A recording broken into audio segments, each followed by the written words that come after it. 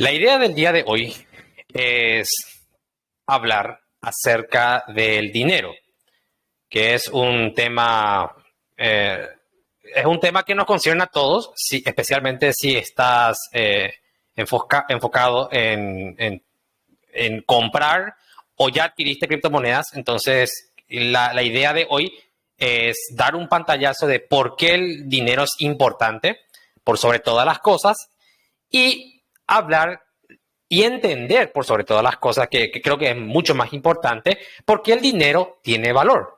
Porque al fin de cuentas creo que la pregunta es la pregunta más obvia que siempre nos suelen hacer es por qué Bitcoin tiene valor. Entonces, ojalá que cuando termine esto, vos puedas también dar una idea de por qué Bitcoin tiene valor y que puedas explicar esto, ¿verdad? El contenido va a ser el siguiente. Calculé que esto nos va a llevar así aproximadamente. Vamos a hablar sobre el dinero. El dinero está arraigado en lo que es la cooperación natural y la cooperación humana. Aunque usted no crea en el dinero, ya está en la naturaleza. Entonces hablemos de eso. Hablemos de la evolución del dinero. ¿Cuántos tipos de dinero hubo con el paso del tiempo? Esto va a ser un pantallazo, no va a ser una clase de historia de economía.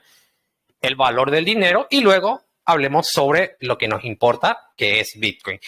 Podés poner a otra criptomoneda de tu preferencia también, no hay ningún problema con eso, pero como Bitcoin es, vamos a decirle, la moneda que yo sé que todos conocen, entonces, o que escucharon hablar, si es que no conoces, es la más accesible en cuanto a lo que sería marketing. Voilà. Entonces, para empezar todo esto, te quiero presentar un refrán de nuestro querido amigo Warren Buffett, que dice: compra solo algo con lo que seas feliz si el mercado cierra 10 años. Y quiero empezar de esta manera porque quiero que te hagas esta pregunta y ojalá que nunca te pase. Si hay un evento similar a lo que está pasando en Rusia o Ucrania o en Yemen o en cualquier otro país donde haya un estado de pérdida de libertad mediante la guerra, la extorsión y demás, te hago una pregunta. Si alguna vez compraste criptomonedas, si compraste acciones, si compraste algún tipo de objeto o patrimonio activo para que vos puedas mantener el valor en el paso del tiempo. Si mañana, no vamos a ver si mañana, si dentro de una hora cierra el mercado, y vos no sabés esto, dentro de una hora va a cerrar todo, ¿con qué te quedas? ¿Qué tenés en tu bolsillo? ¿Qué tenés en tu portfolio? Muchas personas cuando ingresan a comprar criptomonedas, siempre hay que diversificar el portfolio, me dicen. Y está bien, es una jugada interesante. Entonces, si mañana cerrara el mercado, ¿con qué te quedas? ¿Qué tenés en tu portfolio hoy que digas, esto me puede durar 10 años? ¿Tenés algo? ¿No tenés algo? Entonces, la pregunta de qué tenés o de qué harás por sobre todas las cosas viene de la mano de cómo se entiende a las criptomonedas. Entonces, la pregunta clave para empezar esto es: ¿qué es el dinero? ¿El dinero es algo que crea el Estado? No, no es algo que crea el Estado, porque el Estado, como administrador de la política monetaria, porque el Estado lo que hace es administrar una política monetaria, que ya viene esto con el Banco Central, a hacer cooperación con distintas entidades financieras internacionales y otros. Ese rol tiene menos de 200 años. O sea, si vamos a hacer de la teoría bancaria moderna, si vamos a ir un poco más atrás, tiene menos de 1000 años. Si vamos un poquito más atrás, tiene la modernización de la moneda per se. Modernización, entiéndase como cooperación entre ciudades-estado y demás, tiene menos de 3000 años. Entonces, el Estado, tal cual, no es el creador del dinero, no es algo que crea el Estado. Es algo que vos podés crear. Y sí, pero no. Sí, pero no, porque vos podés crear una moneda hoy. De hecho, una de las ventajas de tener Bitcoin o de tener cualquier otra criptomoneda, por ejemplo, es que vos podés crear una moneda. Vos podés crear una moneda y el gran sustento o la gran pregunta interrogante que te hago es: ¿cómo vos le das valor a eso? O sea, vos podés crear, yo puedo crear, De hecho, yo puedo agarrar los billetes de Monopoly o de banquero, no sé qué jugaste, y le podemos dar valor, ¿verdad? Entonces, sí es cierto, podemos crear, pero no funciona. Entonces queda el último recurso, lo que realmente es el dinero. Y el dinero es tecnología comunitaria. Se habla de que es tecnología comunitaria porque resuelve un problema específico, porque el dinero evoluciona de manera natural. Evoluciona para resolver un problema que tenía el ser humano, que es transmitir la información del valor que tiene algo. O sea, el dinero lo que hace al final del día es transmitir la información de cuánto vale algo. ¿Sí? Vale algo esto, mis servicios valen tanto, tus productos valen tanto, entonces a eso se refiere con transmitir la información del valor. Si tienen preguntas, por favor, prepárenlas porque va a haber un espacio de preguntas como está bien, esto está bien planificado, ¿sí? Entonces vamos a hablar de la evolución del dinero de tres maneras. Desde la naturaleza, desde la cooperación, hablando siempre de la naturaleza, y el trueque, pero vamos a hablar del trueque ya desde el lado del ser humano. Entonces hablemos de la naturaleza en sí. ¿Y por qué es importante entender esto? Es importante entender porque el dinero lo que hace es resuelve el problema de transmitir la información. Pero si yo quiero trabajar con algo, con bienes o servicios, yo tengo que cooperar con las otras personas. ¿Ya? Entonces la cooperación en la naturaleza en la naturaleza misma se da de dos maneras. De manera cerrada y de manera interespecies.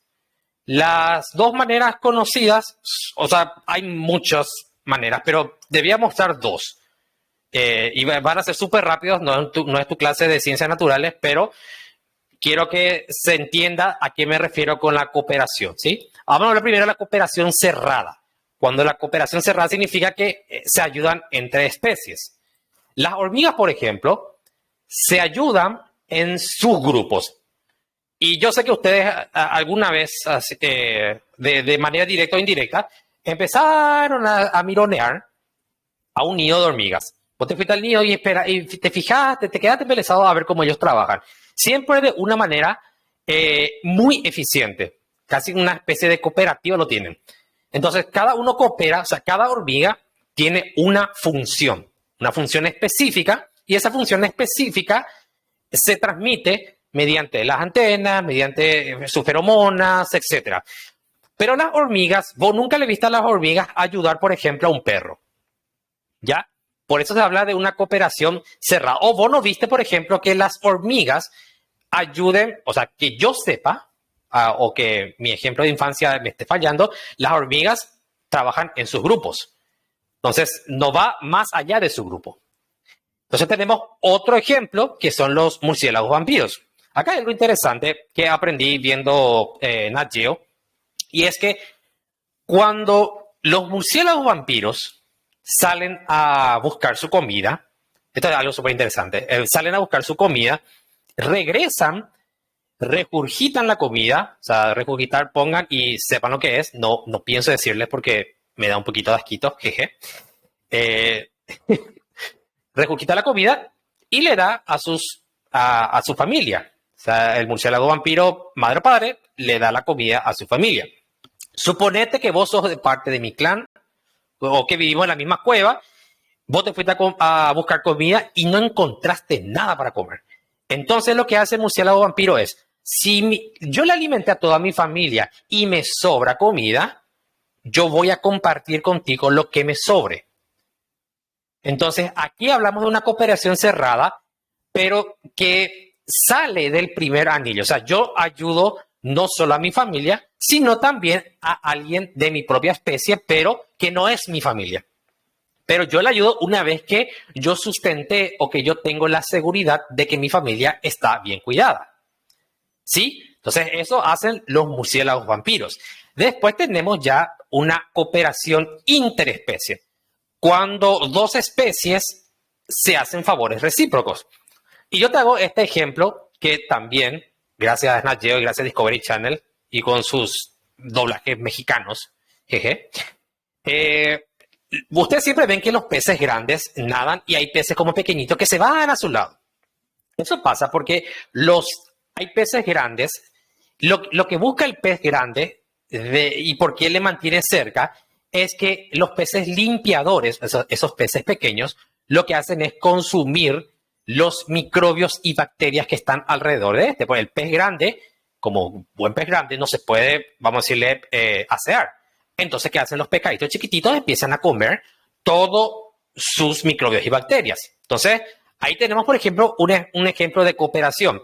Porque gracias a estos pececitos que comen los microbios y bacterias, entonces el pez más grande se libra de enfermedades. Y hablamos de una cooperación mutua. O sea, yo gano como pez pequeño porque consigo comida y yo gano como pez grande porque me remueven bacterias y microbios. ¿Qué pasa si yo como pez grande decido comerle a los peces más pequeños? Los peces más pequeños deciden simplemente que van a buscar, qué sé yo, van a buscar comer algas. Entonces hablamos de una situación de equilibrio. Si uno de ellos decide romper el equilibrio, todos perdemos. O sea, si el pez grande le come a los peces pequeños, entonces todos los peces pequeños próximos van a decir, no, este es inseguro, o sea, con este no podemos meternos porque nos va a comer. Entonces, si se decide alterar el equilibrio, o sea, si se decide cortar la cooperación, todos pierden. ¿Sí? Entonces acá tenemos otro escenario, la situación de equilibrio, donde todos tenemos que ganar o todos perdemos. Entonces la pregunta que nos hacemos ya para trasladarnos como seres humanos, ¿cómo hacer que esa coincidencia de necesidad, o sea, si yo tengo una manzana y vos tenés un terreno o vos tenés una computadora y yo tengo un celular, ¿cómo hacemos que esas coincidencias de necesidades se apliquen en todo momento? ¿Y cómo informamos de ese valor que nosotros tenemos en nuestras manos o en nuestro poder? Te doy un último ejemplo de naturaleza para que se entienda esto. Y este es súper divertido porque gracias otra vez a Geo. Si un mono, ustedes vieron siempre así los monitos que empiezan a rascarle la espalda y empiezan a comer las garrapatas. Vos le rascás y le agarras la garrapata. Y después de repente, así cuando termina su tarea, se da la vuelta al otro mono y le da una banana. Ustedes nunca se dieron cuenta de eso. Ahora, yo hace poco me di cuenta de eso. Entonces, ahí te hago una pregunta. Si yo tengo que rascarle la espalda al otro, o sea, ¿cómo yo sé que cuesta una banana ese servicio? ¿Y por qué no cuesta 2 bananas? Espera, vamos a superar la oferta. ¿Por qué no me hiciste 3 bananas y la mitad de mis garrapatas? Porque yo quería 3 bananas con un soufflé de garrapatas. Ponele. O sea, ¿cómo sabemos o cómo informamos del valor de eso? Entonces, esa cooperación evoluciona otra vez. Porque la cooperación es la segunda fase que está en la naturaleza, pero también está en los seres humanos. Fíjate en una cosa interesante. Los seres humanos nos movemos también en base a la confianza, a esa situación de equilibrio. En la familia, la confianza es alta. Tenemos mamá y papá, entonces la confianza se habla de que es súper alta. Cuando en el clan, hablamos de un plano histórico, cuando en el clan, que son un conjunto de familias, digamos que la confianza sigue siendo alta, pero no tan alta como en la familia. Luego tenemos ya un grado de confianza media cuando un conjunto de clanes forma una tribu, ¿sí? Y en la tribu, la confianza es media. O sea, te tengo confianza, pero no tanto como a mi familia. O sea, teniendo el punto de partida a la familia, ¿sí?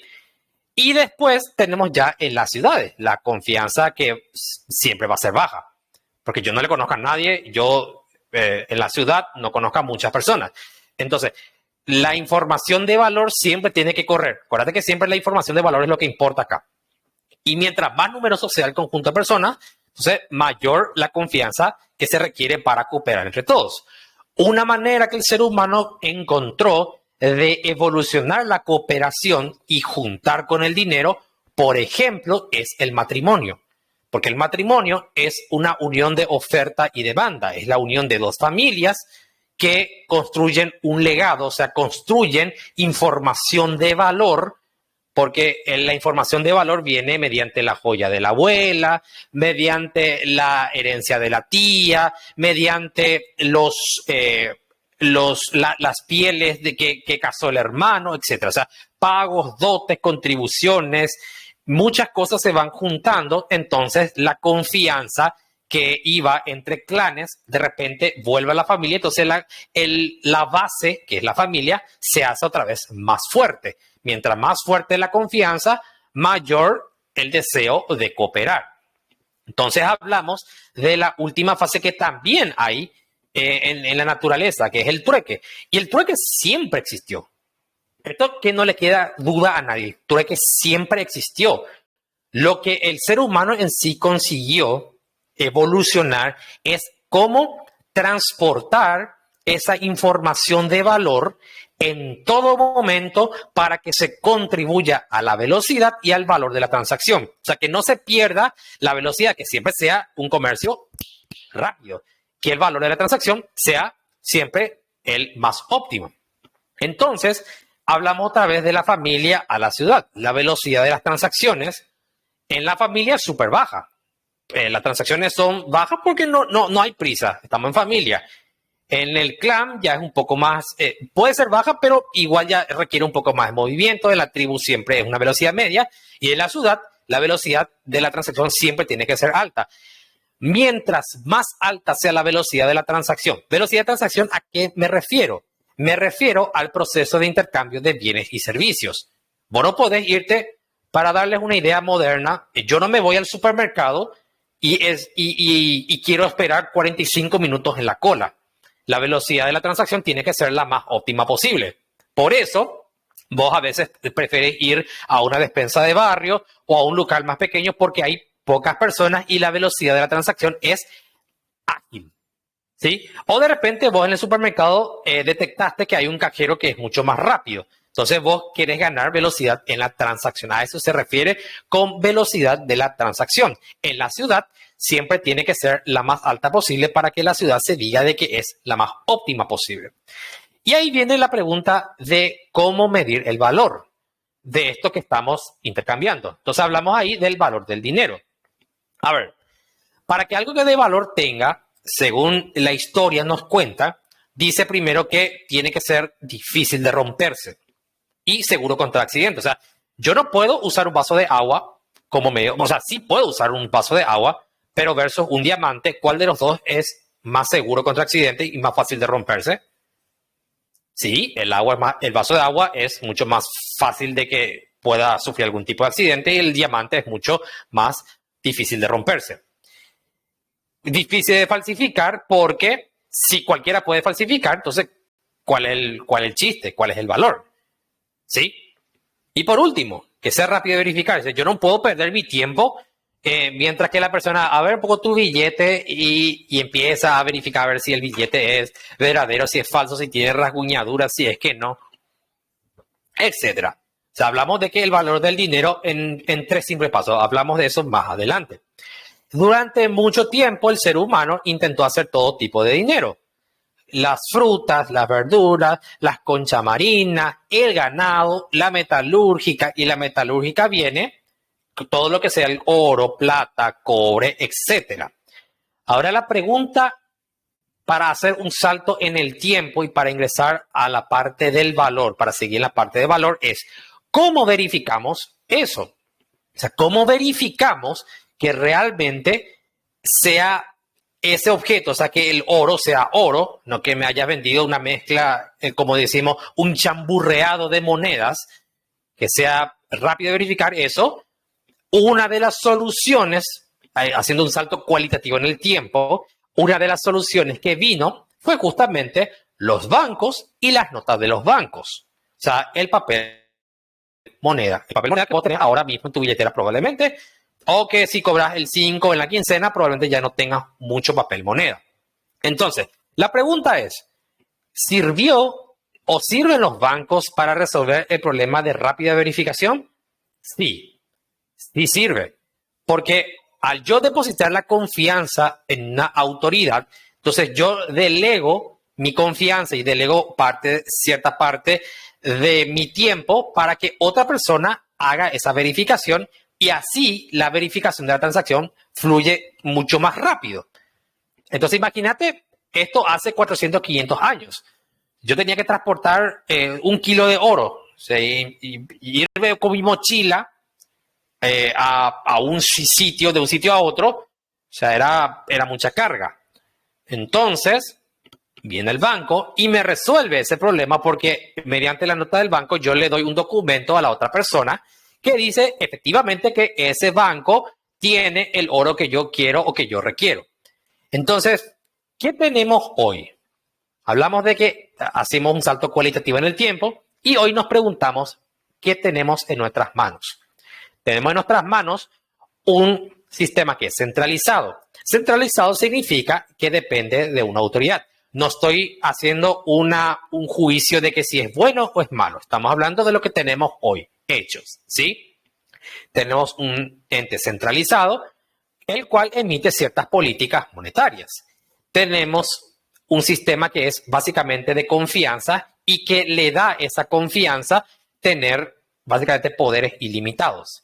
Y tenemos algo que es semidigital, porque al final del día, a pesar de que vos tengas tu banca digital, que vos tengas todo digital, depende de una autoridad. Entonces, no se habla de un concepto propiamente digital. Estamos hablando de algo semidigital.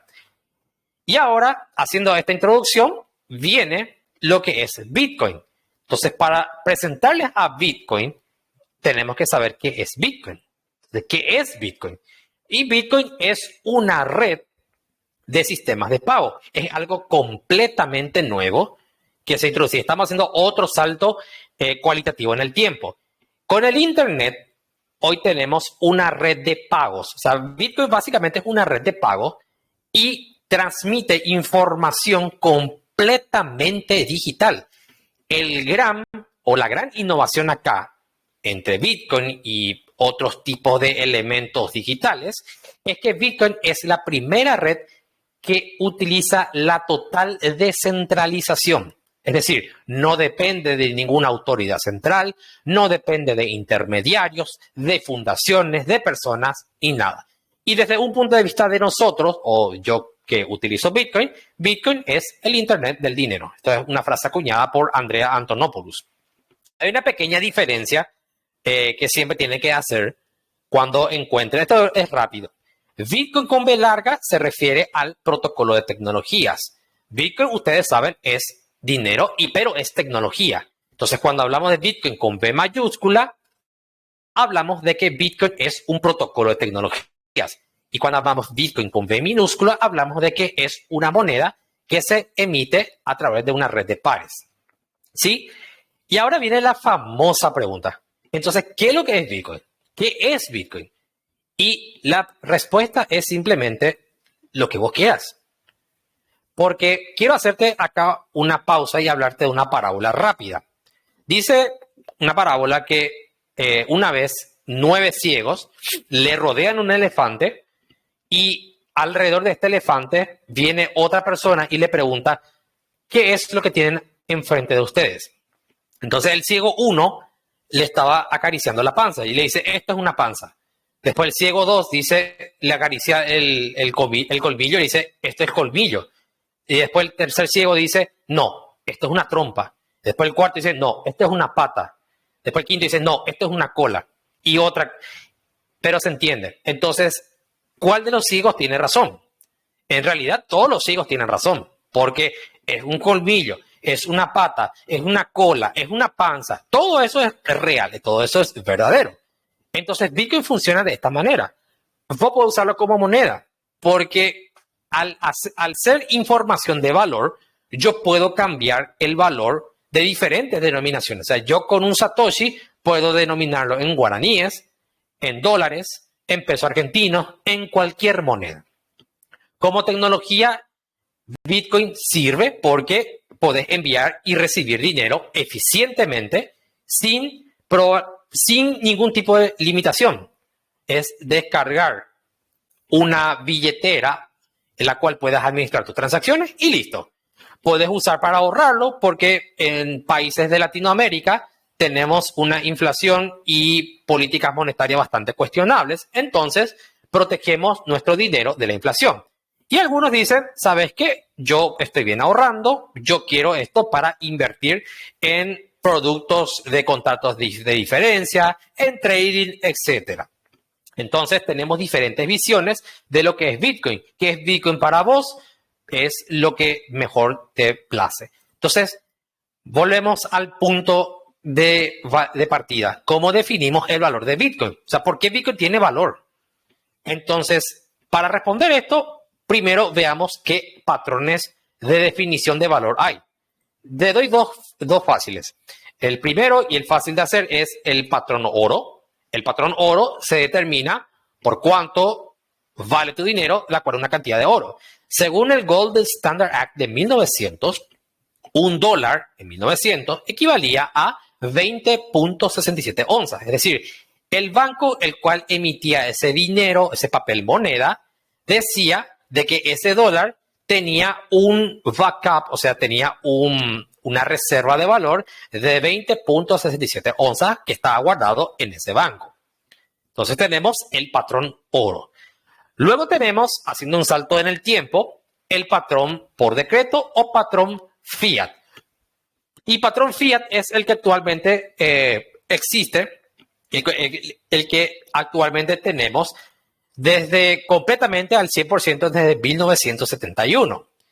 Es básicamente una imposición legal, es decir, el dinero se crea por decreto. El gobierno dice hay que imprimir y se imprime dinero. Eso se hace a través de una política monetaria. Entonces, ¿qué es lo que le da valor al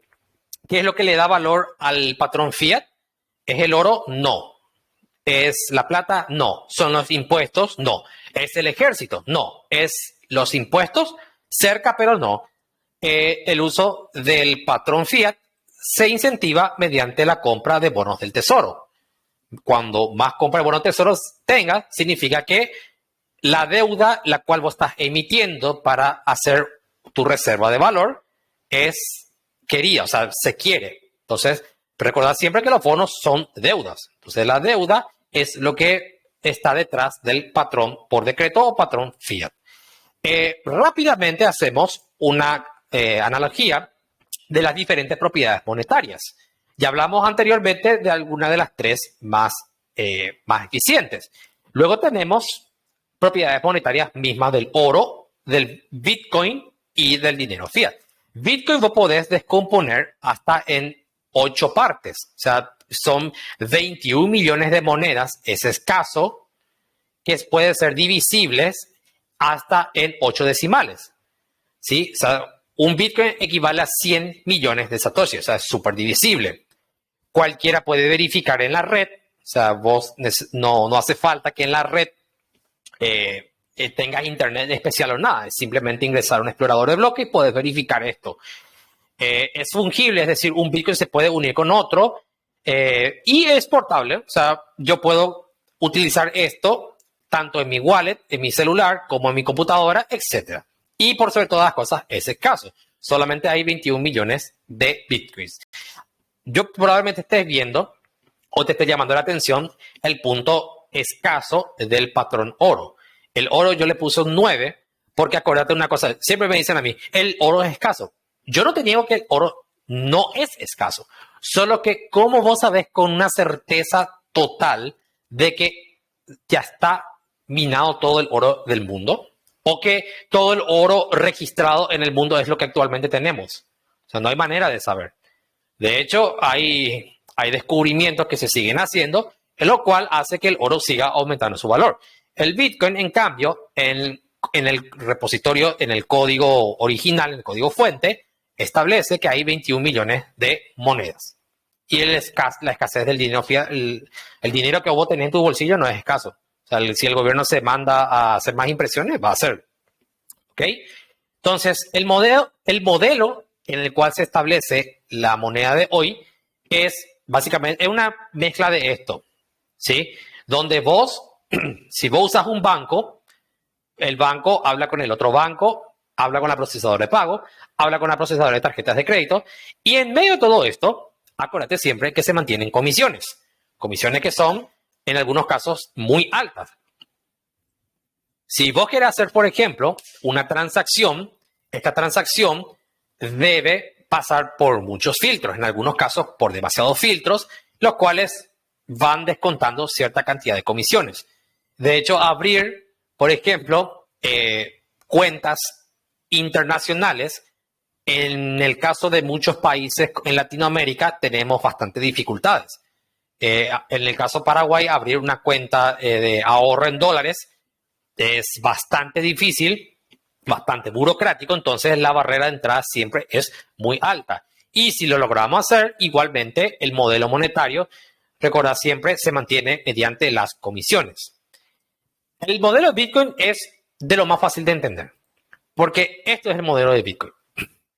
El modelo de Bitcoin es, yo hago una transacción, lo tiene que verificar el nodo es el encargado de verificar mi transacción, que efectivamente sí, esto existe, y el minero es el encargado de transmitir la transacción a la cadena de bloques. Es decir, es un modelo que, y dicho sea de paso, el minero otra vez habla con la transacción que dice, voy a estar ahí arriba, entonces ya está confirmado. El nodo otra vez transmite esa información al minero y viceversa. O sea, todos trabajan juntos en el modelo de Bitcoin, donde la transacción del nodo y el minero simplemente son los 3 pasos. Entonces, la gran pregunta otra vez hacemos, ¿de qué depende el valor de Bitcoin? ¿De qué depende? Y acá hay 3 cosas interesantes que hay que entender. La primera, el valor de Bitcoin no se mide como en el banco, de que yo te quiero transferir 50 millones de dólares o 5 dólares.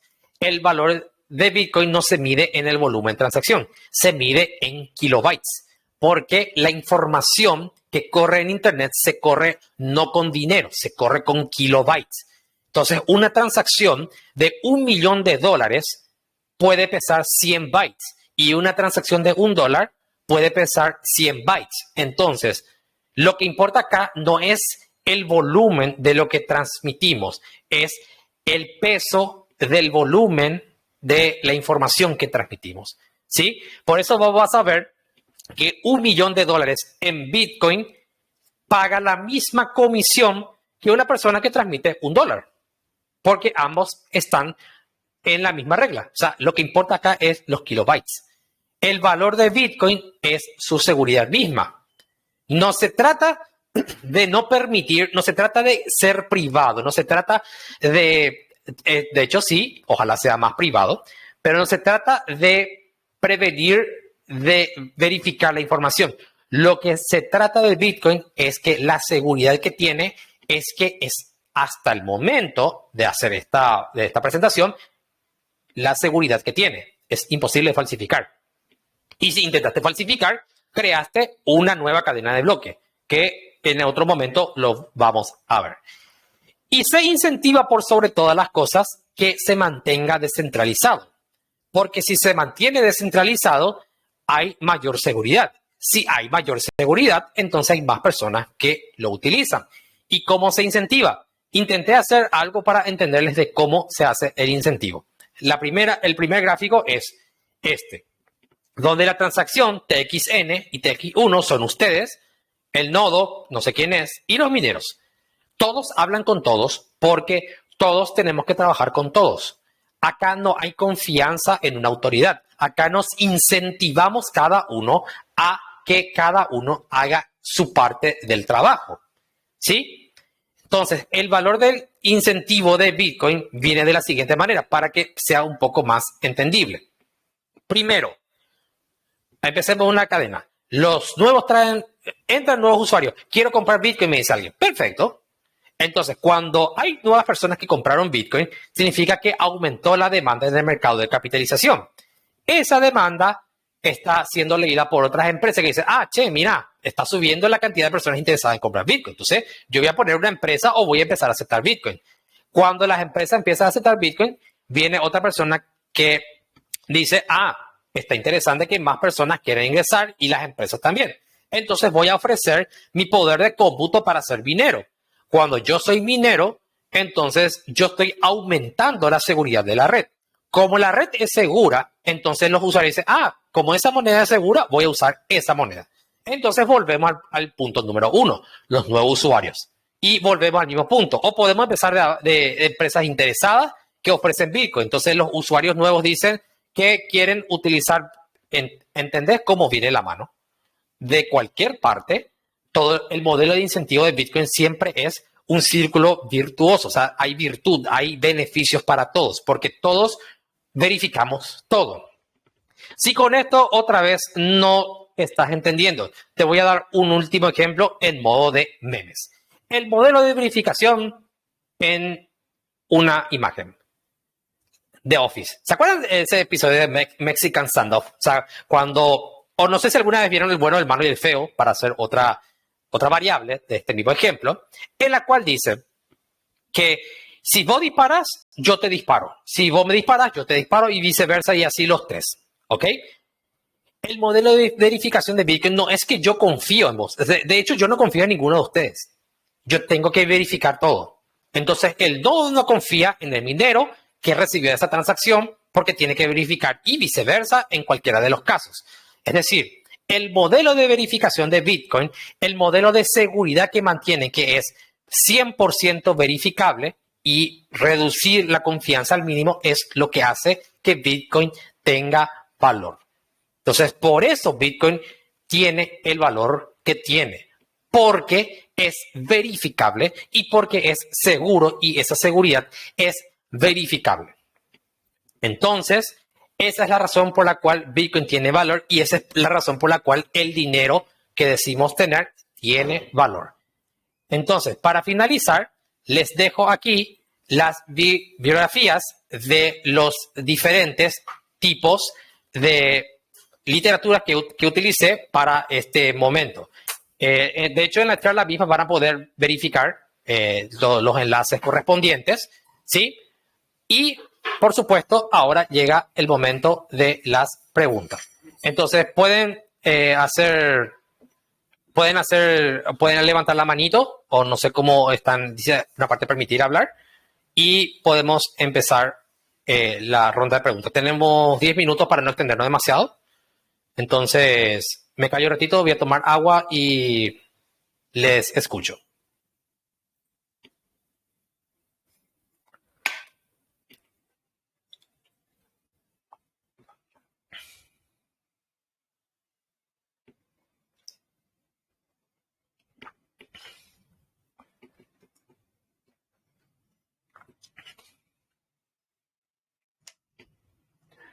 A ver si no escribieron algo.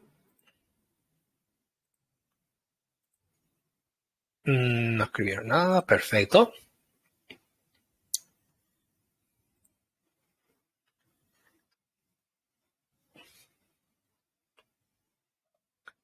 Ok, no hay preguntas, entonces.